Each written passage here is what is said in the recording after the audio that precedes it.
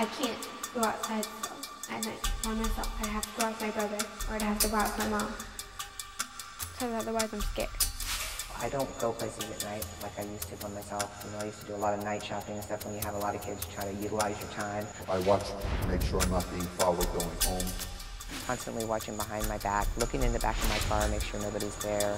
Don't have my name in the telephone book. My license plates are not registered to me. Actually, I just don't exist to the public.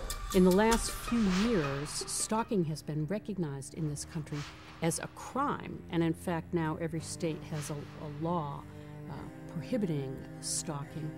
It's an insidious crime, and it can really terrorize a victim and destroy a victim's life. I don't even know what to say. It's horrible. I walked to my apartment door and I went to unlock it when I realized that the bottom lock and the deadbolt were already unlocked, which I knew had been locked before I left. I was attacked. This person was armed. He had a knife. And presumably he knew me from television. I looked harder and realized that my bedroom light was on, and that's when it hit me that something was wrong. I can't live a normal life now. I'm always afraid. I took off, I went out into the parking lot, and I got into my car, locked the doors, and called 911. We get many phone calls from victims who don't understand what's happening to them, but they know that there's an individual who keeps popping up in their life, and they don't understand how they're able to figure out where they are, what they're doing. I actually waited for a moment before I even realized what was happening, and I opened the curtain to my window and I saw a vehicle stop at the stop sign.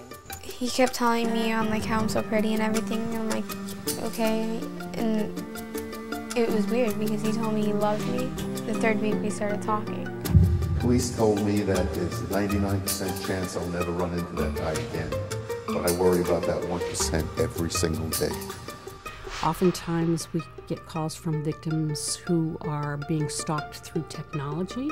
An ex-boyfriend, for instance, has put a tracking device on the computer so that he's watching every keystroke or GPS type of thing in the car. Cameras, all kinds of technological tools that can be used for stalking now. And law enforcement is behind the criminal in the stalking arena. We really haven't done a good enough job yet of figuring out what is this crime, how do we investigate it, how do we stop it, how do we successfully prosecute it. So victims are oftentimes confused and they feel alone. They're really not quite sure about what to do, and they feel very powerless.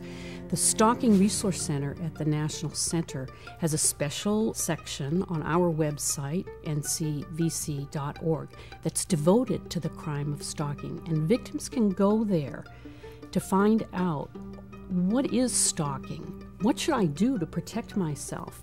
If I am or think that I am a victim of stalking, where can I go for help? And how can I get law enforcement to work with me?